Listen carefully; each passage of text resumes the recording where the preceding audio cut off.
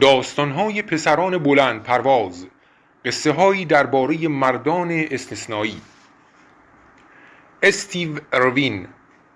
استیو در کنار دو خواهرش و انواع تمساح و مار و سوسمار و حیوانات بیشمار دیگری که دور و برش را گرفته بودند بزرگ شد.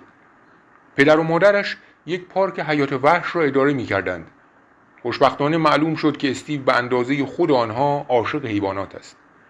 برای تولد 6 سالگیش به او یک مار پیتون خانگی هدیه دادند. استیو 9 ساله که بود به همراه پدرش تمساح صید می‌کرد.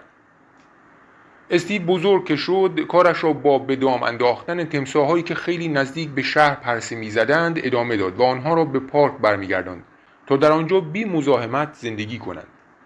او به قدری به آنها علاقه‌مند بود که برای ماه عسل به جای آنکه به یک ساحل آرام برود با همسرش به جای بکر و دست نخورده رفت. آنها روزهای ماه عسلشان را در جستجوی حیوانات و فیلم برداری از ماجراهای آنها می‌گذراندند. وقتی که یک شبکه تلویزیونی ویدیوهای آنها را دید، از استیو خواست که یک مجموعه کامل بسازد و اسم آن مجموعه را شکارچی تمساح گذاشتند.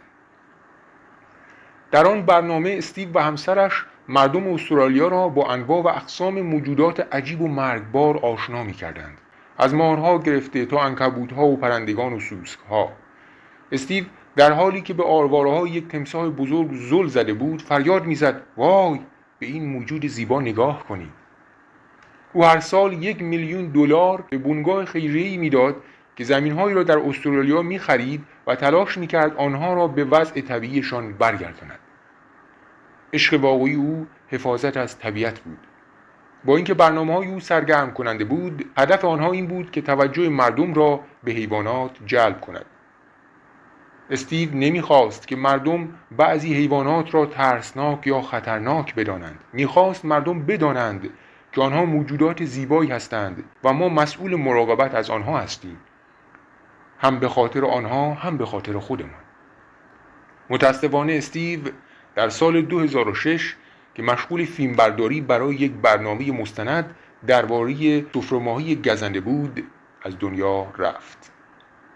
پدرش میگفت او حاضر نبود طور دیگری بمیرد. استیو اروین.